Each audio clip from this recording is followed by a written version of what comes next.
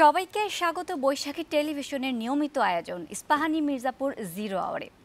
সমসাময়িক বিষয় এবং ঘটনা নিয়ে আলোচনার অনুষ্ঠান ইস্পাহানি মির্জাপুর জিরো আওয়ারে। আজকের আমাদের আলোচনার বিষয় আদালতের রায় ও সমসাময়িক রাজনীতি।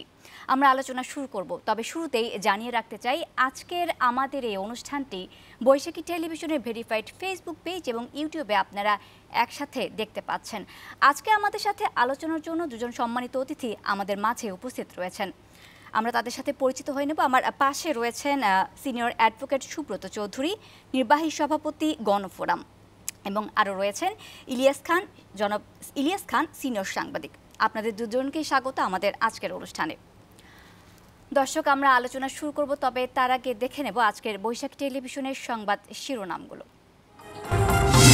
নতুন বাংলাদেশের স্বপ্ন পূরণে নারীদের এগিয়ে আসার আহ্বান জানিয়েছেন প্রধান উপদেষ্টা। শুনলেন জুলাই অভ্যুত্থানে বিপ্লবী নারীদের কথা।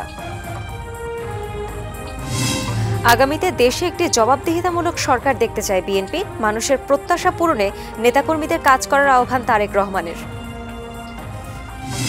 শেখ হাসিনা, রেহানা এবং বঙ্গবন্ধু ট্রাস্টের ব্যাংক হিসাবের তথ্য চেয়েছে আর্থিক গোয়েন্দা সংস্থা। দুদকের নতুন চেয়ারম্যান হলেন ডক্টর আব্দুল মোমেন।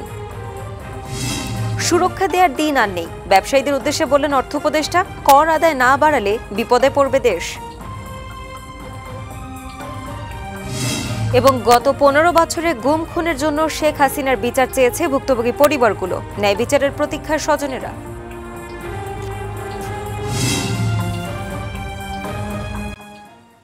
আমরা শিরোনামগুলো দেখছিলাম এতক্ষণ। আপনারা জানেন প্রতিদিনই আমরা নির্দিষ্ট একটি বিষয় নিয়ে আমাদের অনুষ্ঠানে আলোচনা করে থাকি। আজকে আমরা আমাদের দেশে ঘটে যাওয়া বিভিন্ন আলোচিত বিষয় নিয়ে আলোচনা করব আমাদের অনুষ্ঠানে। ইলিয়াস খান, আপনাকে দিয়ে শুরু করতে চাই আমি প্রথমে। আজকের আলোচিত বিষয় ছিল যে জয় বাংলা স্লোগানটি ছিল এটি জাতীয় স্লোগান করে ঘোষণা করা হাইকোর্টের রায়টি স্থগিত ঘোষণা করেছে আপিল বিভাগ। ফলে এটি আসলে আর জাতীয় স্লোগান থাকছে না। আমাদের রাষ্ট্রপক্ষ বলছে যে আসলে এই যে মুক্তিযুদ্ধে অনুপ্রাণিত করে স্লোগানটিকে আওয়ামী লীগ একসময় দলীয় স্লোগানে পরিণত করেছিল। ফলে এটি আসলে একসময় বিভিন্ন কারণে বিতর্কিত হয়ে পড়ে। এ বিষয়ে আপনার মন্তব্য জানতে চাই। আপনাকে ধন্যবাদ এবং আমার সহ আলোচক অ্যাডভোকেট সুব্রত চৌধুরী অত্যন্ত শ্রদ্ধাভাজন এবং এই অনুষ্ঠান যারা দেখছে। আসলে আওয়ামী লীগ মুক্তিযুদ্ধ নিয়ে এত চর্চা করেছে এবং এটা অপচর্চা। আসলে এই চর্চার ফলে এটি কিন্তু মুক্তিযুদ্ধের স্লোগান ছিল একসময়, কিন্তু এই আওয়ামী লীগ দলীয় স্লোগানে পরিণত করেছে। জয় বাংলা যারা না বলবে তারা মুক্তিযুদ্ধের পক্ষে না, এরকম নানা কথা বলেছে। এই কারণে এই স্লোগানটি নিয়ে মানুষের আপত্তি। যেমন মুক্তিযুদ্ধের চেতনায় কেমন একটি শব্দে পরিণত হয়েছে, কারণ আওয়ামী লীগ এত অপব্যবহার করেছে। এই যে লক্ষ লক্ষ হাজার হাজার কোটি টাকা বিদেশে পাচার করেছে, ব্যাংকগুলো সাফ করে ফেলেছে, আয়না ঘর বানিয়ে মানুষ নির্যাতন করেছে, গুম করে মানুষ হত্যা করেছে, সব কিছু মুক্তিযুদ্ধের চেতনার কথা বলে। এবং যারা আওয়ামী লীগ দলটি করতেন না তারা যত বড় মুক্তিযুদ্ধ হন, আওয়ামী লীগ বলতে তারা প্রকৃত মুক্তিযুদ্ধ। আমি একটি উদাহরণ দিই যে আমার যেখানে বাড়ি সেখানে মুক্তিযুদ্ধের 9 নম্বর সেক্টর কমান্ডার যে ওনার বাড়ি, ওনার বাড়ির কাছে আমার বাড়ি, মেজর এম এ জলিল। তিনি কিন্তু একটা সেক্টর কমান্ডার ছিলেন এবং তিনি একজন দুর্ধর্ষ মুক্তিযোদ্ধা ছিলেন, এটা আমরা সবাই জানি। কিন্তু তাকে কিন্তু রাষ্ট্রীয় যে খেতাব বীরুত্তম সব সেক্টর কমান্ডারকে দেওয়া হয়েছে, তাকে দেওয়া হয়নি। কারণ মুক্তিযুদ্ধের পরে আমাদের যে পার্শ্ববর্তী রাষ্ট্র তারা মুক্তিযুদ্ধে আমাদের অনেক সহায়তা করেছে, কিন্তু মুক্তিযুদ্ধের শেষে তারা অনেক মালপত্র বাংলাদেশ থেকে নিয়ে যাচ্ছিল, তিনি সেখানে বাধা দিয়েছিলেন। এটি আওয়ামী লীগের আতেঘা লেগেছে, এই জন্য তাকে খেতাব দেওয়া হয়নি। এবং প্রথম বাংলাদেশ তাকে গুম করা হয়েছে, প্রথম গুম করেছিল তাকে, তার খোঁজ ছিল না, পরপর উনি জেলও কেটেছেন।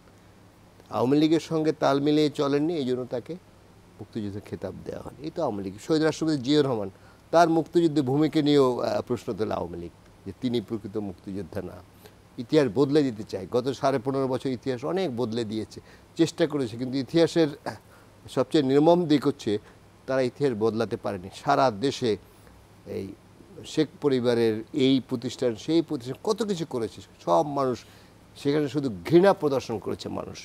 সুতরাং এই যে চেতনা ব্যবসা করেছে আমাদের একটা কি বলে একটা সমতল ভূমির দেশ।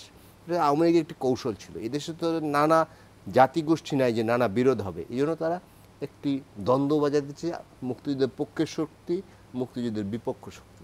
মুক্তিযুদ্ধের পক্ষের শক্তি বলে গত 15.5 বছর দুর্বিনীত দুঃসহ ফ্যাসিস্ট শাসন তারা চালিয়েছে।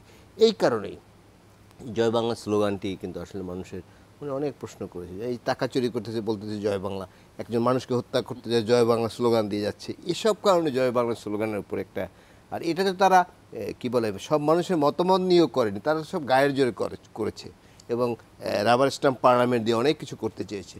কিন্তু সবচেয়ে বড় কথা হচ্ছে এগুলো করে শেষ রক্ষা কিন্তু হয় না। সুতরাং এটা স্থগিত করা হয়েছে। এখন আমি জানি না সরকার আপিল করবে কিনা, তখন বলা যাবে যে আসলে কি হয়। ধন্যবাদ। অ্যাডভোকেট সুব্রত চৌধুরী, আপনার কাছে জানতে চাইব, রাষ্ট্রপক্ষ বলছে যে আসলে একটি জাতীয় স্লোগান করতে হলে জনগণের মতামত নিতে হয়, সেক্ষেত্রে কি আসলে আদালতের হস্তক্ষেপ করা উচিত হয়নি, কি মনে করছেন আপনি? ধন্যবাদ।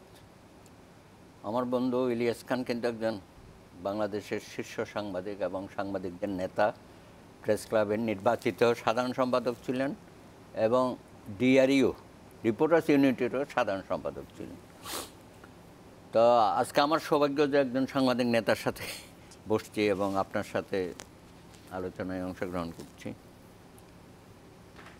জয় বাংলার স্লোগান তো আমাদের মুক্তিযুদ্ধের রণাঙ্গনের স্লোগান, এটা তো অস্বীকার করার উপায় নেই।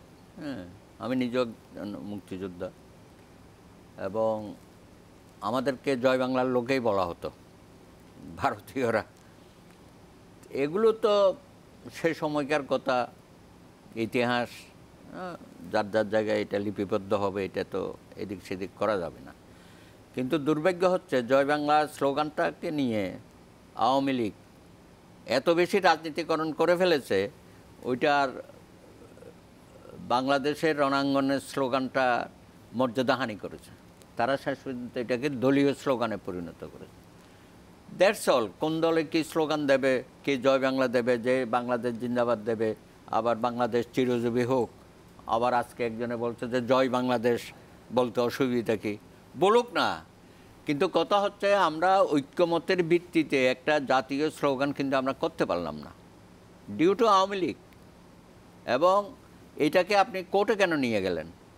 কথা নয় বার্তা নয়, রাজনীতির ইস্যুগুলো সবসময় আপনার তত্ত্বাবধায়ক সরকার একটা কোর্টে নিয়ে সারা দেশে একটা ওলট পালট করে দিয়েছে উদ্দেশ্যমূলকভাবে এটা। তারপরে এই যে বঙ্গবন্ধুর ছবি নিয়ে যার যেখানে ইচ্ছা ছবি তুলবে, কিন্তু এটাও কোর্টে নিয়ে গেল এবং হাইকোর্ট রায় দিল যে বাধ্যতামূলকভাবে সমস্ত অফিস আদালত, দোকানপাট, বাড়িঘরে এটা তুলতে হবে। সেই রায়টাও কি আছে? আপনি তো ঠিকই হাইকোর্ট থেকে একটা রায় নিয়ে নিয়েছিলেন। এবং যে সমস্ত জজ সাহেবরা এই রায়টা দিয়েছে, আগের রায়ের কথা বলছি, ছবির রায়, সেই জজ সাহেবরাই তো এখন দেখে তাদের মাথার উপরে ওই ছবি নাই। সুপ্রিম কোর্টে 1 নম্বর আদালত থেকে যান, হাইকোর্ট বিভাগের সমস্ত জজ সাহেবের এজলাসে যান, নিম্ন আদালতের সমস্ত জজ সাহেবের উপর ওই ছবিটা আমরা দেখেছি। কিন্তু এটা তো এখন দেখে এটা অপসারণ হয়ে গেছে। দুর্ভাগ্য না এটা? যারা রায় দিল তারাই রায় মানল না। একইভাবে জয় বাংলা এটা স্লোগান দিচ্ছে, থাক না, আপনি জজ সাহেবরা এটার মধ্যে কেন ইন্টারভেন করতে গেলেন? আপনি ওখানে বললেন জয় বাংলা, এটা বাধ্য, শুধু জয় বাংলা বললে হবে না, জয় বঙ্গবন্ধুও বলতে হবে। জয় বঙ্গবন্ধু ছিল না, শুধু জয় বাংলা। না না, জয় বাংলা ছিল, কিন্তু তারা এটাকে এমনভাবে ব্যবহার করা শুরু করলো রাষ্ট্রীয় পর্যায়ে সব জায়গায় জয় বাংলা সঙ্গে জয় বঙ্গবন্ধুও বলতে হবে। তা এখন কি হইল ঘটনাটা? আপনারা যারা রায় দিয়েছেন তারা অনেকে এখন অবসরে গেছেন। এখন যখন ঘটনা প্রবাহে এটা সুপ্রিম কোর্টে গেল, আপনার সেই রায়টা এখন স্থগিত করলো আজকে। হ্যাঁ, স্থগিত করেছে এবং লিভ টু আপিল বলে বাচনিক শুনানি করিয়া আপিলের অনুমতি দেওয়া হয়েছে। সঙ্গে ওই জয় বাংলা স্লোগানের সরকারিভাবে যেটা বাধ্যতামূলক করা হয়েছে সেটা করা যাবে। এখন আওয়ামী লীগ তারা তাদের দুরভিসন্ধিমূলকভাবে সমস্ত ঘটনাগুলো ঘটায়, তারপরে এটা কোর্টের উপর গিয়ে চাপায়, কোর্ট আবার এটা নিয়ে নানানভাবে, কালকে তো নজরুল আমাদের আইন উপদেষ্টা তো বলেছেন যে কোর্টকেও তারা দাসে পরিণত করেছে, দুদককে দাসে পরিণত, সমস্ত নির্বাচন কমিশন সহ সব জায়গায়। তো এগুলো করতে করতে গিয়ে আলটিমেটলি কী হলো? আজকে তো আওয়ামী লীগের এই যে ফ্যাসিস্ট চরিত্রটা, এইটা তো আমি তো বলবো এটা শেখ পরিবার এবং শেখ হাসিনা তারা এককভাবে দায়ী। হ্যাঁ, এই কাজগুলো জবরদস্তিমূলকভাবে জনগণের মন মানসিকতাতে তারা বিচ্ছিন্ন হয়ে এমন কিছু ঘটনা ঘটালে, এই যে ধরেন জন্মশতবার্ষিকীর নামে 1000 কোটি টাকা খরচ করে ফেলল। এবং এর পাশাপাশি দেখেন এই যে সুবর্ণ জয়ন্তী বাংলাদেশের ইতিহাসকে শুধু এক পরিবার, আমরা তো তাই দেখলাম। এখানে তাজউদ্দিন কোথায়, জাতীয় চার নেতা বা যারা কেউ নাই। হ্যাঁ, কারো কথা কি আপনারা শুনেছেন? তাদের জন্মদিন, তাদের জন্মশতবার্ষিকী, তো এগুলো করে করে তো সবারই আপনি বিক্ষুব্ধ করে দিয়েছেন। আপনার আশেপাশে যারা ছিল শেখ পরিবারের বাইরে, এখন তারা বলতেছে যে একমাত্র শেখ পরিবার এবং শেখ হাসিনার জন্য আওয়ামী লীগটাকেও আপনি জনগণ থেকে বিচ্ছিন্ন করে দিয়েছেন। ধন্যবাদ। ফিরবো আপনার কাছে। ইলিয়াস খান, আপনার কাছে আরেকটি বিষয় নিয়ে জানতে চাই। আজকের দিনে ঘটে যাওয়া আরেকটি বিষয় ছিল, সেটি হচ্ছে তারেক রহমানের যে 7 বছরের অর্থ পাচারের মামলা ছিল, 7 বছরের কারাদণ্ডের সাজা সেটি স্থগিত করেছে আপিল বিভাগ। এই যে তার বিরুদ্ধে করা 84টি মামলা ছিল মোট, তার অধিকাংশ মামলায় দেখা যাচ্ছে যে বাতিল হয়ে গেছে। আসলে এই মামলাগুলো কেন হচ্ছে, যার আসলে বাতিলই হয়ে যায় শেষ পর্যন্ত, কি মনে করছেন? এগুলো তো ইন্টারন্যাশনালি করা হয়েছে। যেমন একটা উদাহরণ দিই, সাবেক 3বারের প্রধানমন্ত্রী বেগম খালেদা জিয়ার নামে 111-এর সময় 60টি মামলা ছিল। আওয়ামী লীগ সরকার এসে সেটি 37টিতে পরিণত করেছে এবং শেখ হাসিনার নামে 15টি মামলা ছিল, তার একটি মামলাও নাই। এই বাস আরেকটি উদাহরণ দিই আপনাকে। দেখেন যে বেগম খালেদা জিয়া সবসময় আমরা শুনি এতিমের টাকা মেরে খেয়েছে, নিশ্চয়ই আমরা সবাই শুনেছি, এবং দেশে বিদেশে সব জায়গায় তিনি বলতেন, এই পতিত প্রধানমন্ত্রী, পালিয়ে যাওয়া প্রধানমন্ত্রী। 2 কোটি টাকা 6 কোটি টাকা হয়েছে ব্যাংকে, 6.5 কোটি টাকা। সেই জন্য তিনি কিন্তু ধরেননি, টাচও করেননি, কোনো ইয়েও করেননি। তাকে বলা হয়েছে এতিমের টাকা মেরে রেখেছে। আর এই যে লক্ষ লক্ষ কোটি টাকা শেখ পরিবার, তার আত্মীয় স্বজন, তার রাবার স্টাম্প সংসদের সদস্যরা, দলের নেতারা পাচার করেছে, এখন তো আমরা এগুলো শুনছি। এই অবস্থা বাংলাদেশের ছিল। সুতরাং এটি আপনি যেটি বলেছেন যে জনাব তারেক রহমান তার নামে যে মামলাগুলো হয়েছে, অধিকাংশ যেমন তার যে ওই যে আওয়ামী লীগের সমাবেশে কত আগার জন্য ওই যে মামলা হয়েছিল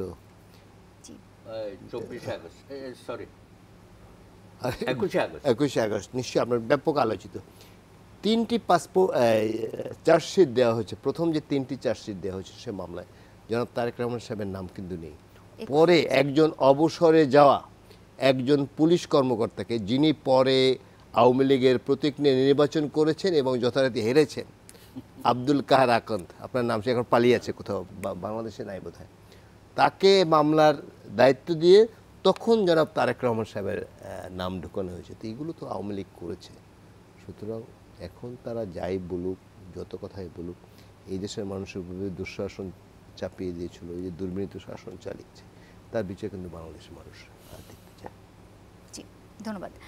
সুব্রত চৌধুরী, আপনার কাছে আসতে চাই। তাহলে কি আমরা ধরতে পারি যে এই যে রাজনৈতিক উদ্দেশ্য প্রণীতভাবে যে মামলাগুলো হচ্ছে এবং হয়রানিমূলক যে মামলাগুলো হচ্ছে, এগুলো আসলে আমরা আর দেখতে পারবো না পরে, কি মনে করছেন? না, আমরা তো সবসময় বলি, 111-এর সময় তো আমরা বলেছিলাম যে ভবিষ্যতে আমরা একে অপরের শত্রু হব না, প্রতিযোগিতা থাকবে। হ্যাঁ, আমরা অনেক চেষ্টা করেছি যে একটা বিভাজিত সমাজ থেকে কীভাবে বের হয়ে আসা যায়। কিন্তু আমাদের রাজনৈতিক নেতৃত্ব ক্ষমতায় যখন যায় তারা অনেকেই কিন্তু অতীতটা ভুলে যায়। যে কারণে হিংসা, বিদ্বেষ, তারপরে এই যে পাল্টাপাল্টি মামলা। 111-এর সময় তো শেখ হাসিনার বিরুদ্ধে বেশি মামলা হয় না, অনেক মামলা হয়েছে। তো উনি সেই মামলাগুলো ক্ষমতায় যাওয়ার পরে এক এক করে তুলে ফেলেছেন এবং আওয়ামী লীগের প্রায় সব নেতার মামলায় তো উনি তুলে ফেলেছেন। আর 111-এর সময় বেগম খালেদা জিয়া সহ বিএনপির নেতাদের যেগুলো হয়েছে সবগুলো রেখে দিচ্ছে। হ্যাঁ, তারপর তো এই সরকার এসে আরও প্রতিহিংসামূলকভাবে অনেক মামলা করেছে। তো এখন দেখা যাচ্ছে যে অধিকাংশ মামলা ছিল অন্তঃসারশূন্য, যেটা আপনি ইতিমধ্যেই দেখতে পাচ্ছেন। এখন জনাব তারেক রহমানের মামলাগুলো আইনি প্রক্রিয়ায় কিন্তু যাওয়া হচ্ছে। অনেকগুলো মামলাতে তাকে সাজা দেওয়া হয়েছে। আর সাজা মানে কি, একজন জজ তাকে একটা মামলায় খালাস দিল, মোতাহার সাহেব, জজ কোর্টে, না, মোতাহার সাহেব, সে দেশে থাকতে পারল না, পালাতে হলো। তারপরে chief justice S K. Sinha Sheikh হাসিনার 16তম সংশোধনী অবৈধ ঘোষণা করলো, তার দেশে থাকতে দিল না। কি বলেছিল সে? একটা দেশের একজন লিডার থাকে ঠিকই, সঙ্গে আরও ফাদার্স অব দি নেশন থাকে, শুধু ফাদার অব দি নেশন একজন থাকে না, ফাদার্স অব দি নেশন। এই কথা কেন বলছে? এটাও নাকি হ্যাঁ বঙ্গবন্ধুকে খাটো করা হয়েছে, তার দেশেই থাকতে দিল না অন্যায়ভাবে। তো আপনি বিচারক বিচারপতিদের বিরুদ্ধে যে ব্যবস্থা গ্রহণ করেছেন শেখ হাসিনার সরকার, এবং এই মামলাগুলো আমরা বলি ডিকটেটেড রায়, মানে সরকার যেভাবে চেয়েছে, আইনসুলভ যেভাবে চেয়েছে সেভাবে রায়গুলো আপনারা দিয়েছেন। তো দেওয়ার পরে এখন সেই মামলাগুলো টিকবে না। 21শে আগস্টের ঘটনা আপনারা জানেন, বারবার চার্জশিট দিচ্ছে। চার্জশিট দেওয়ার কথা ম্যাজিস্ট্রেট কোর্টে, সেই চার্জশিট চলে যাচ্ছে জেলা সেশন কোর্টে। মানে যে কোনোভাবে হোক এই তারেক রহমান সহ যাদেরকে তারা খাটো করতে চায়, কনভিকশন দিতে চায়, সেই কাজগুলো করেছে। বেগম খালেদা জিয়া সম্পর্কে যে মামলাটা অস্বাভাবিক, এটা হয় নাকি? ওখান থেকে তো কোনো টাকা নড়চড় হয় নাই, সেই টাকা তো এখন প্রায় 8 কোটি 10 কোটি টাকা হয়ে গেছে, সবগুলো এখন তুলে নেওয়া হচ্ছে। হ্যাঁ, এখন বলা হচ্ছে যে না আপনি প্রথমে দিলেন 5 বছর, তাই না? 5 বছর দিলেন লোয়ার কোর্টে, হাইকোর্টে আসে এটা কেমনে 10 বছর হয়ে যায়? তারপর আপনি তারা বেল দেন না। আরে হাইকোর্টে তো 5 বছর 7 বছর, আপিল অ্যাডমিশনের সময় বেল হয়ে যায়। আমরা তখনও বলেছি আপনাদের মিডিয়াতে যে 5 বছর, আচ্ছা ঠিক আছে, এটা তো কালকে যখন মুভ হবে বেগম খালেদা জিয়া বেল পেয়ে যাবে, এটাই নিয়ম। কিন্তু আমাদের জজ সাহেবরা তখন দলদাসে পরিণত হয়েছে, যে কারণে তারা 5 বছরকে 10 বছর করে দিচ্ছে। তা আলটিমেটলি তো সেই মামলাও টিকলো না। এখন আরও যে মামলাগুলো হচ্ছে, একই মামলা, এই যে শেখ হাসিনাও আছে, বেগম খালেদা জিয়াও আছে, একই মামলা, সেই মামলা থেকে শেখ হাসিনা অব্যাহতি নিয়ে নিছে, আর বেগম খালেদা জিয়াকে সেই মামলা বই বেড়াতে হচ্ছে 111-এর পর থেকে। ধন্যবাদ। সুতরাং এগুলো অস্বাভাবিক ঘটনাগুলো দেশে হয়েছে। আশা করি ভবিষ্যতে এখান থেকে আমরা একটু মুক্ত হব। মামলা দিয়ে হয়রানি করা রাজনৈতিক নেতাদের, রাজনৈতিক নেতা কর্মীদেরকে, এই যে গাইবি মামলা দেবো, লক্ষ লক্ষ নেতা কর্মী, এগুলি তো চোখের সামনে হয়েছে গত 15 বছরে 60 লক্ষ। নিশ্চয়ই শেষ হয়ে যাবে এসব মামলাগুলো। ইলিয়াস খান, আপনার কাছে জানতে চাইবো যে এই যে আজকে পুলিশের কার্যক্রম নিয়ন্ত্রণের জন্য এবং আসলে পুলিশকে জনবান্ধব হিসেবে গড়ে তোলার জন্য বিএনপি একটি পুলিশ কমিশন গঠনের প্রস্তাব দিয়েছে। আপনার কি মনে হয় যে পুলিশের সাথে জনগণের যে দূরত্ব, এই প্রস্তাবটি আসলে কতটুকু সহায়ক হবে বলে মনে করেন? সহায়ক হওয়া উচিত, আমি সেটি বলতে চাই। পুলিশ তো আমরা বলি জনগণের বন্ধু, কিন্তু বাংলাদেশের মানুষ পুলিশের উপর ক্ষুব্ধ আছে। আমি স্টুডিওতে বলতে দ্বিধাবোধ করছি না, কারণ আপনারা দেখেছেন এই স্বৈরাচার পালিয়ে যাওয়ার পরে মানুষের ক্ষোভ কিন্তু পুলিশের উপর ছিল। কারণ পুলিশ অনেক ছাত্র হত্যা করেছে, অনেক মানুষ হত্যা করেছে, এবং তাদেরকে নানাভাবে আন্দোলন যাতে না করে বাধা দেওয়া। নিশ্চয়ই আপনিও দেখেছেন যে বলে স্যার একটাকে গুলি করলে 4টা দাঁড়িয়ে যায়, এসব তো অনেক কিছু আমরা দেখেছি। অনেক কিছু কিন্তু আমরা আন্দোলনের সময় জানতামও না, পরে কিন্তু এগুলো বেরোচ্ছে। সুতরাং পুলিশ জনবান্ধব হওয়া উচিত, কারণ অন্যান্য যে বাহিনী আছে আইনশৃঙ্খলা, তারা কিন্তু সরাসরি জনগণের সঙ্গে কি বলে যে সম্পর্ক কম। পুলিশের কিন্তু মূল সম্পর্কটা এটি হওয়া উচিত। আমি জানি না কেন পুলিশের প্রতি মানুষের কখনোই কোনো আস্থা আমাদের এখান থেকে নেই, বা বিদেশে কিন্তু অন্য চিত্র, মানুষ পুলিশকে বন্ধু মনে করে। র্যাব নিষিদ্ধের কিন্তু ঘোষণা দিয়ে মানে প্রস্তাব দিয়েছে আজকে বিএনপি, হ্যাঁ বিএনপি থেকে। এটা বোধহয় সাহেব হাফিজুদ্দিন আহমেদ সাহেব তিনি ঘোষণা। বাট র্যাবে যে আর্মি আছে, এই যে পাবলিক ফাংশনে আর্মিকে এরকম ব্যবহার করা উচিত বলে আমি মনে করি না। এটা আমি জানি না, উনি ভালো বলতে পারবেন হাফিজুদ্দিন আহমেদ সাহেব। বাট র্যাব তো আপনারা জানেন যে নানা সাফল্য আছে কিছু, আবার নানা সীমাবদ্ধতা আছে, নানা বদনামও হয়েছে র্যাবের। বিশেষ করে আর্মি যে র্যাবে আছে, এটি কিন্তু খুব ভাবমূর্তি ক্ষুণ্ণ হয়েছে বাংলাদেশ সেনাবাহিনীর। কারণ এই পাবলিক ফাংশনে কিন্তু সরাসরি আর্মি দেওয়ার কোনো যুক্তি নেই। তিনি কেন বলেছেন আমি জানি না, বাট মানবাধিকার ভঙ্গের বহু রেকর্ড আছে। আপনি জানেন র্যাব তো নিষিদ্ধ করা হয়েছে, আরও কয়েকজন কর্মকর্তাকেও করা হয়েছে। যেটা তো এমনি করেনি, মার্কিন যুক্তরাষ্ট্র এগুলো যখন করেছে তারা কিন্তু অনেক দিন ধরে দেখেছে। যেমন আমরা জানি 7 মার্ডার, এই যে আওয়ামী লীগের এক মন্ত্রীর জামাই, মায়া সাহেবের জামাই, আমি জানি না এখন জামাই আছে কিনা, নাই বোধ হয়। এই যে আর্মির একজন অফিসার, 7 জন মানুষ হত্যা করেছে। একটা সময় র্যাব কিন্তু আসলে একটা আতঙ্কের বিষয় হয়ে গিয়েছিল জনগণের জন্য। র্যাব নাম শুনলেই কিন্তু আমরা ভয় পেতাম একসময়। বাট সেই ভয় কিন্তু এখন কেটে গেছে। গেছে। বিশেষ করে এই স্বৈরাচারের পতনের পরে সাধারণ মানুষ সেই আর র্যাবও তো মুভও করেন এখন। বিশেষ করে ওই যে ব্যান করার পরেই তাদের ভূমিকা একটু সীমিত হয়েছে, অত অ্যাগ্রেসিভ নাই। এবং র্যাবে তো এমন অভিযোগ আছে, এই র্যাবের পোশাক পরে অনেক জায়গায় নানা কর্মকাণ্ড তারা করেছে। সুতরাং একটি রাষ্ট্রীয় বাহিনীর এইসব অভিযোগ যখন উঠে, তা আমার মনে হয় উনি যে বলেছেন খারাপ বলেন, এটা হতে পারে। জি, ধন্যবাদ। আমরা আলোচনায় ফিরবো, তবে তার আগে একটা বিরতি নিয়ে আসবো। দর্শক, ইস্পাহানি মির্জাপুর 0 আওয়ারে একটা বিরতি নেব, আমাদের সঙ্গেই থাকবেন।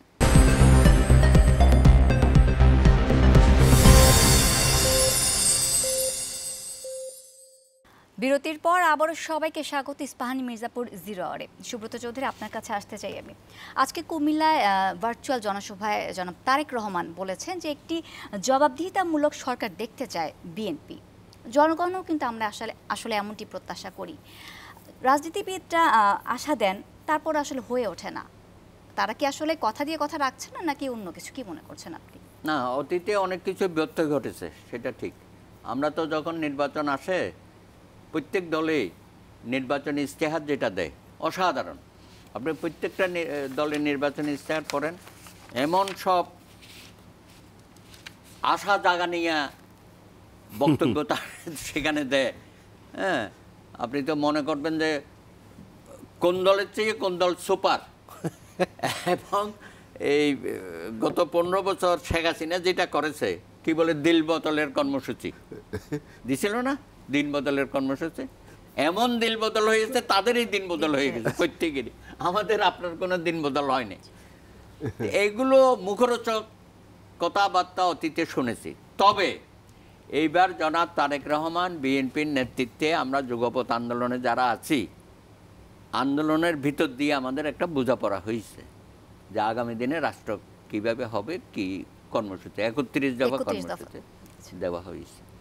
এবং আমি তো মনে করি জনাব তারেক রহমান ইদানিং যেসব বক্তব্যগুলো দিচ্ছে অসাধারণ। একজন ম্যাচিউর পলিটিশিয়ান হিসাবে তার সমস্ত বক্তব্য, এবং 31 দফার মধ্যেও তার মেধা এখানে আছে, স্বাক্ষর উনি দিয়েছেন। এবং তিনি বসে নাই, কিন্তু উনি এই 31 দফা এখন গ্রামে গঞ্জে নিয়ে যাচ্ছেন। জেলায় জেলায় উপজেলায় কর্মশালা হচ্ছে, সেখানে 31 দফার উপর প্রশিক্ষণ দেওয়া হচ্ছে নেতাকর্মীদেরকে। এবং আমরাও আমাদের সভাগুলোতে আমরা 31 দফায় ব্যাখ্যা করছি, এবং অসাধারণ একটা কর্মসূচি। এবং এটা মনে করার কোনো কারণ নাই যে শেখ হাসিনা দিন বদলের কর্মসূচি আর বিএনপি যুগপৎ আন্দোলনের 31 এবং তিনি কিন্তু তাদের দলের নেতাকর্মীদেরকে আসলে সংযত আচরণ করার জন্য হুঁশিয়ারি দিয়েছেন। সেগুলো বলছে, এক্সপেল করতেছে, এবং বলছে যে অনেক চ্যালেঞ্জ, ক্ষমতা এত তাড়াতাড়ি আসবে না, অনেক আপনাদেরকে সম্পৃক্ত হতে হবে, জনগণের আস্থা নিতে হবে, এবং আপনারা আগামী দিনে রাষ্ট্র, আমরা জাতীয় সরকার, সকল দল যারা আন্দোলনে ছিল তাদেরকে নিয়েই আমরা সরকার। তিনি তো প্রত্যেক দিন এসব কথা বলছেন। সুতরাং এগুলো অবিশ্বাস করার কোনো কারণ নাই। মনে করি যে শেখ হাসিনা অতীতে যেমন জনগণের সাথে প্রতারণা করেছে, আগামী দিনে বিএনপির নেতৃত্বে যুগপৎ আন্দোলনে যারা আছেন তারা, আমরা প্রতারণা করব না জনগণের সাথে। আমরা একটি বাংলাদেশে এমন একটা রাষ্ট্র চাই যেখানে এই যে বৈষম্য যে বিষয় আছে, বৈষম্যহীন একটা সমাজ ব্যবস্থা আমরা এখানে করব। এবং জনগণের যে আশা আকাঙ্ক্ষা, ছাত্র তরুণরা যে রক্ত দিয়েছে, এবং 15 বছরও যে বিএনপির নেতাকর্মীরা যে ত্যাগ তিতিক্ষা তারা দিয়েছে, আমরা না গণফোরাম আমরাও করেছেন। হ্যাঁ, সেটাই করছি। যুগপৎভাবে তো আমরাও ছিলাম বা এখনও আছি। আমরা জনগণের সাথে প্রতারণা আমরা করব না। অতীতে অনেক কিছুই হয়েছে, অনেক দুঃখজনক বিয়োগান্তক ঘটনাগুলোও ঘটেছে। আমরা আর এটা চাই না। আমরা আর হানাহানির রাজনীতিও করব না। আমরা জনসম্পৃক্ততার রাজনীতি করব, এবং ভোটের মাধ্যমে সুষ্ঠু নিরপেক্ষ নির্বাচন এবং নির্দলীয় নিরপেক্ষ সরকারের অধীনে আমরা এইটা বাংলাদেশের সংবিধানে আবার আমরা ফিরিয়ে নিয়ে আসব। হ্যাঁ, এটা কমিটমেন্ট আছে। হ্যাঁ, এবং এই পরপর 2 বারের বেশি প্রধানমন্ত্রী হতে পারবে না, এগুলো আমরা বলেছি। রাষ্ট্রপতি প্রধানমন্ত্রীর ক্ষমতার ভারসাম্যের কথা বলেছি। এমনকি আমরা দলীয় সংস্কারের কথা রাজনীতির সংস্কার, রাজনৈতিক দলগুলোর সংস্কারের কথাও আমরা বলেছি। এবং সেখানে যিনি প্রধানমন্ত্রীর দায়িত্ব নেবেন তিনি দলীয় প্রধান হবেন না, দল আর সরকার একাকার হয়ে যাবে না, যেটা শেখ হাসিনা করেছে। পরে তো এক ব্যক্তির হাতে সব কিছু চলে গেছে। সুতরাং আমরা আশা করি যে যদি তারেক রহমান যেসব কথা বলছেন এবং যেসব প্রতিশ্রুতি আমরা লিখিতভাবে দিচ্ছি, আগামী দিনে যদি জনগণের ম্যান্ডেট নিয়ে তারা ক্ষমতায় আসে, আমরা অবশ্যই জনগণের ইচ্ছা অনুযায়ী আমরা আশা করতে পারি ভবিষ্যতে যে সরকারই আসুক না কেন তারা আসলে একটি জবাবদিহিতামূলক সরকার গঠন করবে। অন্যরা কতটুকু করবে জানি না, তবে বিএনপির নেতৃত্বে আমরা যারা আছে আমরা করব, আমরা করব। অন্যদের ক্ষমতা আসার সম্ভাবনা খুব কম, সেটা আমি বলতে পারি নাকি? অন্যরা কতটুকু কে কিছু করবে সেটা তাদের ব্যাপার। তবে আমার মনে হয় এইবারে জনগণ প্রতারিত হবে না, সেটা আমরা বলতে পারি। নিশ্চয়ই। ইলিয়াস খান, আপনার কাছে আসতে চাই। তারেক রহমান আজকে বলেছেন যে গত ১.৫ দশকে রাজনৈতিক দল হিসাবে বিএনপি নেতাকর্মীরা সবচেয়ে বেশি গুম খুনের শিকার হয়েছেন। এটি বন্ধ করতে গেলে আসলে সরকারের পক্ষ থেকে কি কি বিষয় এবং কি কি পদক্ষেপ নেওয়া জরুরি বলে মনে করেন? সরকার যারা সাফার করেছে, যেমন আমি একজন কথা বলি, জনাব হাবিবুর নবী খান সোহেল, তার বিরুদ্ধে ৫০০ মামলা আছে, 500 মামলা। একটি লোকের বিরুদ্ধে যদি ৫০০ মামলা থাকে, এই একজনের কথা বললাম, ইভেন বিএনপি মহাসচিবের বিরুদ্ধে প্রায় ১০০ মামলা আছে বোধহয়। তারপরে অন্য যারা নেতা ১০০, ১৫০, ২০০, ৩০০, এদেরকে যদি চৌধুরী তো বললো তার 300-এর উপর মামলা। চিন্তা করে দেখুন, এদেরকে যে কোর্টে যেতে না, কখনো কখনো তো যেতে হয়। এই লোয়ার কোর্টে, আপনি তো একজন অ্যাডভোকেট, আমি একটু আগে বললেন যে এই নতুন ঢাকা থেকে যদি লোয়ার কোর্টে যেতে হয়, তার জীবনটা কেমন হতে পারে, প্রতিদিন যেতে হয়। আর শুধু এখানে ঢাকা তো না, তার প্রত্যেক জেলাতেও হয়েছে। সুতরাং সরকারের এ বিষয়ে উদ্যোগ নেওয়া উচিত। ৬০ লক্ষ নেতাকর্মী আসামি বিএনপিতে, ১,২০,০০০-এর মতো মামলা আছে। এগুলো তো করা উচিত। ঢাকার বাইরেও অনেক মামলা আছে, ঢাকায় অনেক মামলা আছে, এবং অধিকাংশই মিথ্যা মামলা। কিন্তু কোনো মামলা, যেমন বিএনপি সেক্রেটারি মহাসচিব সাহেবের বিরুদ্ধে মামলা আছে, তিনি ময়লার গাড়ি ভাঙচুর করেছেন, এ ধরনের অনেক মামলা আছে। সুতরাং এগুলো সরকার, আমি জানি না কোন দিকতে আসলে কি কি পদক্ষেপ নিলে আসলে সেক্ষেত্রে আসলে আমরা ভবিষ্যতে গুম খুনের রাজনীতি আর দেখব না। আমরা তো আসলে দেখতে চাই না।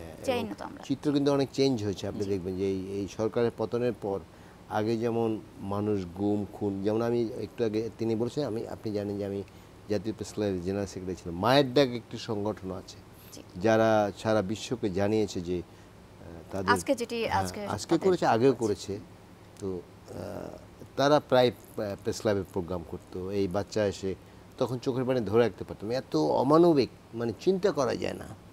তো এইসব বিষয়গুলো এখন কিন্তু বন্ধ হয়ে গেছে। এই যে আয়নাঘর, আপনারা জানেন যে আয়নাঘর ছিল, আয়নাঘর কিন্তু এখন মোটামুটি বন্ধ বলা যায়। এবং মানুষের কথা বলার যে একটা ভয় ছিল, আমি যে একটি সত্য কথা বলবো, এই যে বেসিক ব্যাংকের যে ভদ্রলোক চেয়ারম্যান ছিল, তার বিরুদ্ধে শাস্তি নেওয়ার জন্য ব্যবস্থা নেওয়ার জন্য অর্থমন্ত্রী পার্লামেন্টে 5 বার বলেছে, কিন্তু ব্যবস্থা নেওয়া, অর্থমন্ত্রী বলার পরে যখন ব্যবস্থা নেওয়া হয়, তার ক্ষমতার উৎস কোথায়? এ ধরনের অন্যায় অত্যাচার, এই ব্যাংকগুলো সব ফোকলা করে দেওয়া হয়েছে। কত ব্যাংক, কোনো ব্যাংকের টাকা পয়সা নেই। এই যে আমার বাড়ির কাছে একটা ব্যাংক আছে, ঢাকা থেকে টাকা পাঠালে আমার অভিভাবক বা আমার আত্মীয়স্বজন যারা আছেন টাকা তুলতে পারে না, হয়তো 5,000 টাকা চাইলে 1,000 টাকা দেয়। এটা কোনো দেশে হতে পারে? এবং ফ্রি স্টাইল দুর্নীতি। এবং সবশেষ উদাহরণ হচ্ছে পতিত প্রধানমন্ত্রী নিজের মুখের কথা, তার পিয়ন 400 কোটি টাকার দুর্নীতি করেছে। এবং সবচেয়ে বাস্তব কি জানেন, সবচেয়ে একজনকে প্রজেক্ট করেছে। যেমন বেনজিরের অনেক সম্পদের পেয়েছি, কিন্তু সম্পদগুলো তিনি কিভাবে অর্জন করলেন, এর সঙ্গে কারা কারা ছিল, এগুলো কিন্তু আমরা জানি না। এই যে সাবেক প্রধানমন্ত্রী পিয়ন 400 কোটি টাকা আয় করেছে, এই সঙ্গে কোনো না কোনো লোক তো আছে না। ওই সময়টা আসলে ওনাকে আসলে এই কথাটি বলার জন্য ওনাকে কেউ প্রশ্ন করবে তেমন মানুষও তখন নাই আসলে। সেটাই, যেমন আজকে আমরা কথা বলছি এই বিষয় নিয়ে। এই দেখুন, তার বিরুদ্ধে কিন্তু কোনো ব্যবস্থা হয় না। নিজেই বলছেন যে 400 কোটিটা কিন্তু একদিনে আয় করতে পারে না, অনেক দিন ধরে করেছেন। এবং এর সঙ্গে কিন্তু অনেক লোক ছিল, কিন্তু তাদের কারো কথা কিন্তু আমরা জানি না। এবং আমরা এই যে এত লুটপাট হচ্ছে, এত টাকা বিদেশে পাচার করা হয়েছে, আমরা কিন্তু এই সরকার থাকলে কেউ বলতেই সাহস পায় না। এই টেলিভিশনে গেস্ট আসবে কে, সেটি সরকার থেকে নির্ধারণ করা যেত, কী কথা বলবে, কোন শব্দ বলবে, সেটি বিশেষ জায়গা থেকে। যে গোয়েন্দা সংস্থা, এগুলো কোনো কাজই না, তারা এগুলো মনিটর করতেন, নিশ্চয়ই আপনি জানেন। প্রত্যেকটা টেলিভিশনে এগেস্টে এক একজন কর্মকর্তা থাকতেন, কে আসবেন, কে আসতে পারবেন না, কী শব্দ বলতে হবে, শেখ হাসিনাকে কী স্থিতিমূলক কথা বলতে। আপনি দেখুন না, শেখ হাসিনার প্রেস কনফারেন্স ছিল, নিশ্চয়ই আপনি দেখেছেন। সারা বাংলাদেশের, সারা বিশ্বের বাঙালিদের কাছে একটি হাসির খোরাক ছিল যে একটা প্রধানমন্ত্রীর প্রেস কনফারেন্স এরকম হতে পারে। এটাকে তৈল সমাবেশ নাম দিয়েছিল সবাই, তৈল সম্মেলন।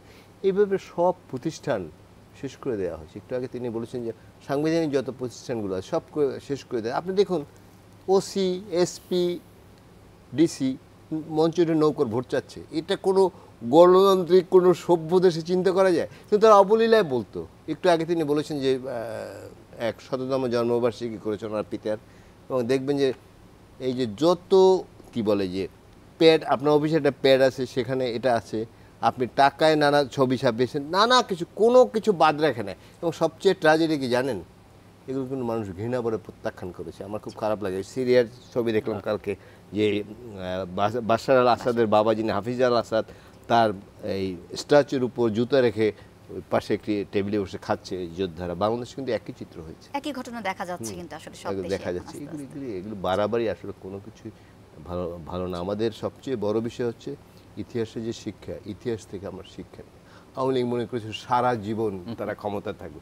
41 সালের কি যেন বয়ান দিত আর দুর্নীতি করে এই যে প্রজেক্টগুলো করেছে, প্রত্যেকটা প্রজেক্টে 5-6 গুণ টাকা নেওয়া হয়েছে। এই আপনি লাস্টে একটা চুরির উদাহরণ দিয়ে, যে চুরিটি করতে পারেনি, আপনাদের নিশ্চয়ই মনে আছে, এই যে মেট্রো স্টেশন দুটি কি বলে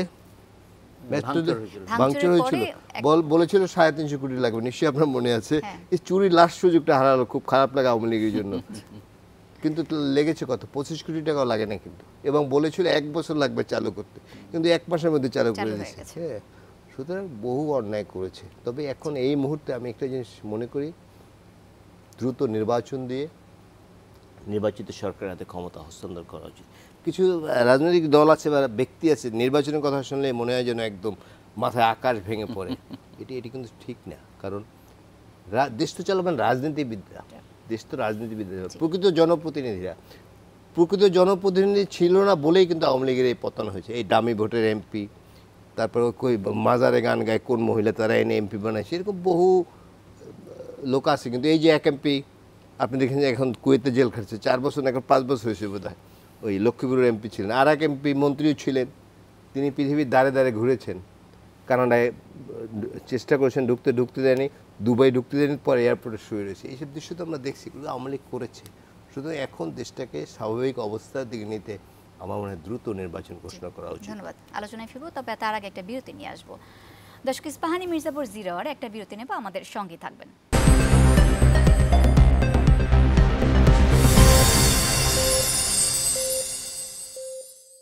দর্শক, ইস্পাহানি মির্জাপুর 0 আওয়ারে বিরতির পর আবারও স্বাগত আপনাদের সবাইকে। সুব্রত চৌধুরী, আপনার কাছে আসতে চাই। আজকে মানবাধিকার দিবসের একটি সমাবেশ হয়েছে, সেখানে গুম খুনের শিকার হওয়া ব্যক্তির পরিবারের সদস্যরা তাদের দুঃখের কথাগুলো আসলে তাদের বলেছেন, এবং সেই সাথে তারা শেখ হাসিনার বিচারের দাবি করেছেন। আমরা জানি যে বিচার প্রক্রিয়া চলছে এবং সেখানে তাকে ফিরিয়ে আনার বেশ প্রক্রিয়াগুলো চলছে।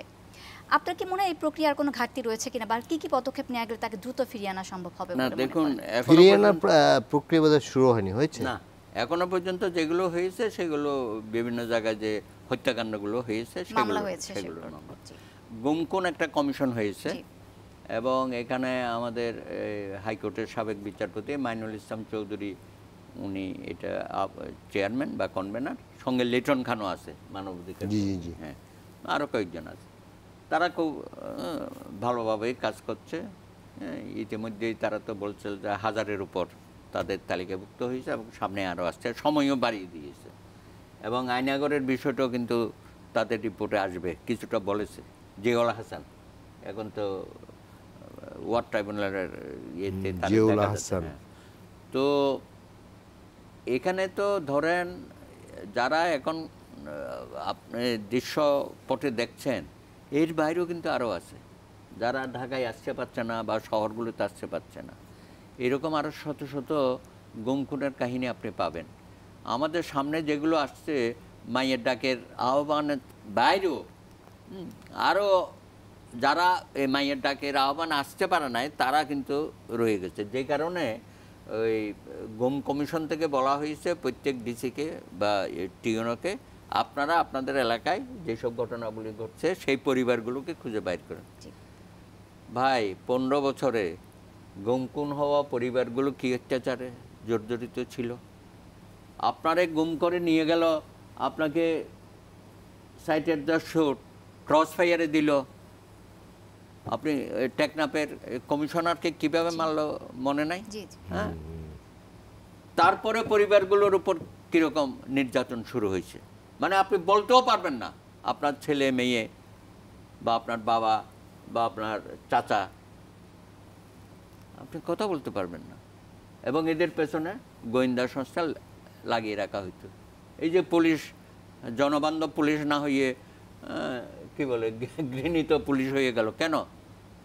একটা ফ্যামিলি নির্যাতিত নিপীড়িত, তার ফ্যামিলি মেম্বারকে আপনি ক্রস ফায়ারে দিয়েছেন, আপনি গুম করে নিয়ে গেছেন, রাস্তাঘাটে নদী খালায় খাল বিলে লাশ পাওয়া যাচ্ছে, এই কথাগুলো তারা বলতে পারবে না। এই জন্যই পরিবারের সদস্যদেরকে আপনি নানান রকমের চাপ দিয়েছেন এবং তাদের কাছ থেকে লিখিত নিতে বাধ্য করেছেন।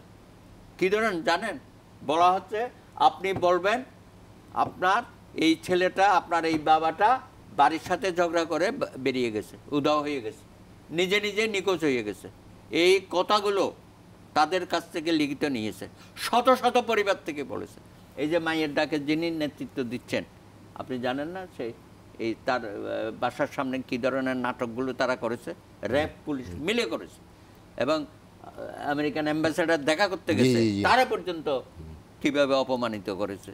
আবার একটা পাল্টা কি একটা ভুয়া সংগঠন করছিল যে নাম, হ্যাঁ ওইটা করছে আবার এরা ওই আওয়ামী লীগের পক্ষ থেকে একটা করা হয়েছিল, হ্যাঁ, যাতে বিগত দিনেও এরকম কিছু ঘটনা ঘটেছে, এটা নিয়ে তারা পাল্টা বক্তব্য দিতে গেছে।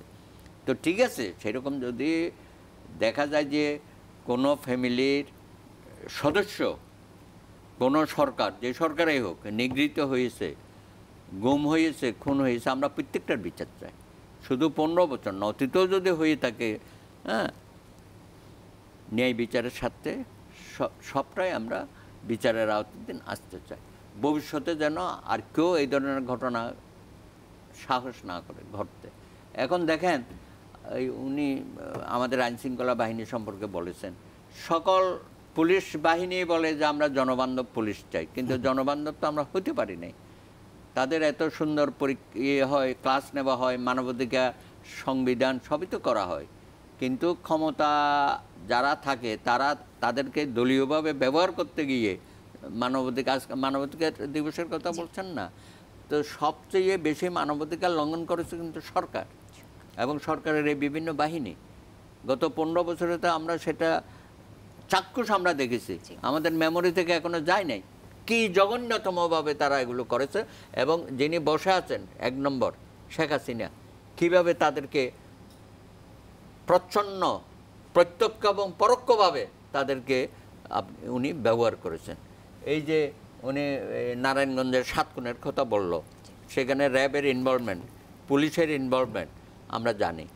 তারপরে যখন তাদেরকে বিচারের আওতায় আনার ব্যবস্থা করলো শেখ হাসিনা, করলো কি তাদেরকে সবাইকে ছুটি দিয়ে দিল। নেভির যে তাকে নেভিতে পাঠিয়ে দিল, আর্মির যে তাকে আর্মিতে পাঠাইলো, পুলিশের যে তাকে পুলিশে পাঠিয়ে দিল, দিয়ে বললো তোমরা ছুটিতে চলে যাও, গ্রেপ্তার করে না। তখন আমরা হাইকোর্টে মামলা করলাম। 7 খুনের যে লয়ার, একজন মারা গেছে তার ফ্যামিলির থেকে, এবং হাইকোর্ট রুল দিল, এবং রুল দেওয়ার পরে সরকারকে নির্দেশনা দিল যে এদেরকে গ্রেপ্তার করা হোক। তখন শেখ হাসিনা খেপে গেল, হ্যাঁ, হাইকোর্ট কেন নির্দেশনা দেবে এইসব, সেটা তো আমার ব্যাপার, আমি দেখব। এবং সেই মামলাতে একজন এডিশনাল অ্যাটর্নি জেনারেল চাকরি চলে গেল। মানে এডিশনাল অ্যাটর্নি জেনারেল কেন জোরালোভাবে বিরোধিতা করেন? আরে বাবা, তুমি যদি সংক্ষুব্ধ হও তুমি আপিল বিভাগে যাও। হ্যাঁ, তো এগুলো তো আমরা এইসব নির্লজ্জতার সাথে এগুলো তো উনি করেছেন এবং আমরা দেখেছি। সুতরাং এখানে খুব প্রক্রিয়া তাড়াতাড়ি শুরু হবে এবং তাকে বিচারের আওতায় আমরা আনতে পারব। অবশ্যই আনতে হবে। সেটা শুধু শেখ হাসিনা না, যারা বিভিন্ন বাহিনীর কর্মকর্তারা এটার সাথে সম্পৃক্ততা, এবং থানার ওসিরও আছে, বুঝছেন, এসপিডও আছে। হ্যাঁ, এটা শুধু মনে করার কোনো কারণ নাই যে উপর থেকে শুধু নির্দেশনা দিছে, বাস্তবে মাঠে কারা ছিল। আপনি এই ওসি প্রদীপের কথা ধরেন, জি ধন্যবাদ। হ্যাঁ, সে কিভাবে একজন সাবেক সেনা কর্মকর্তা মেরে ফেললো। জি জি জি, অসংখ্য ঘটনা এরকম পাবেন আপনি। জি ধন্যবাদ। ইলিয়াস খান, আপনার কাছে আসতে চাই। তথ্য উপদেষ্টা নাহিদ ইসলাম আজকে বলেছেন যে গণহত্যার দায়ে আওয়ামী লীগের সর্বোচ্চ শাস্তি হতে হবে এবং তাদের যারা পুনর্বাসন করতে চাইবে তারাও গণশত্রুতে পরিণত হবে। তার মানে কি, তাদেরকে পুনর্বাসন করার একটি প্রক্রিয়া চলছে। আসলে তার কিভাবে চলছে এই প্রক্রিয়াটি, আপনি কি মনে করছেন সংক্ষেপে যদি এটা আমাদের উনি বলতেন? ভালো জানেন।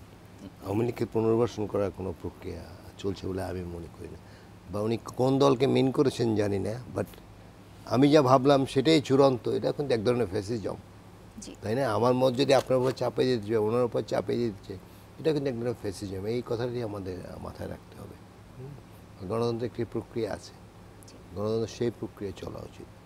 আমি গায়ের জোরে গণতন্ত্র শেষ করে দিলাম, আমি যা ভাবলাম সেটাই চূড়ান্ত, এগুলো ভাবার কোনো যেমন পুনর্বাসনের জন্য আমরা অনেক, ভারত তাকে সহযোগিতা করছে, এই বিষয়গুলো আমরা দেখছি, এগুলো সামনে আসছে। সেক্ষেত্রে তারা তো আমাদের আসলে গণশত্রুতে পরিণত হয়ে যাচ্ছে। ভারতকে অন্য গণশত্রু ঘোষণা করছে? আমি আমি আমি জানি না উনি কাকে গণশত্রু ঘোষণা করতেছে। আওয়ামী লীগকে পুনর্বাসন প্রক্রিয়া চলছে না, বরং শেখ হাসিনা এখানে বিচারের জন্য সব দল দাবি জানাচ্ছে তার বিচার হতে হবে। আওয়ামী লীগে যদি কেউ অপরাধ করে নিশ্চয়ই তাদের বিচার হতে হবে, কিন্তু দল নিষিদ্ধ করা এটা তো গণতন্ত্র না। আসলে আমি মনে করি যে উনি কী অ্যাঙ্গেলে বলেছেন উনিই ভালো বলতে পারবেন। বাট এক স্বৈরাচারকে এক ফ্যাসিজম বিদায় দিয়ে আর এক ফ্যাসিজম যেন জন্ম না হয়, যে আমরা যে ভাবি সেটাই চূড়ান্ত, সেটাই সবচেয়ে ভালো, এটি পাওয়ার কোনো কারণ নেই। কারণ যারা বড় বড় দলের রাজনীতি করেন তারা দীর্ঘদিনের অভিজ্ঞতা দিয়ে কিন্তু এই স্টেজে এসছেন। সবাই মিলেমিশে সুন্দর দেশ গড়তে হবে, প্রতিহিংসা পরায়ণ আমরা না হই, আমরা সুন্দর দেশ গড়ার চেষ্টা করি, সেই চেষ্টা সবার হওয়া উচিত বলে আমি মনে করি। ধন্যবাদ। আমরা অনুষ্ঠানে একেবারে শেষ পর্যায়ে চলে এসেছি। আপনাদের দুজনকে অসংখ্য ধন্যবাদ আমাদের অনুষ্ঠানে আসবার জন্য। দর্শক, ইস্পাহানী মির্জাপুর 0 আওয়ার আজকে শেষ করব এখানে। আগামীতে দেখা হবে নতুন কোনো অতিথির সাথে, নতুন কোনো বিষয় নিয়ে। সে পর্যন্ত ভালো থাকবেন, সুস্থ থাকবেন। ধন্যবাদ সবাইকে।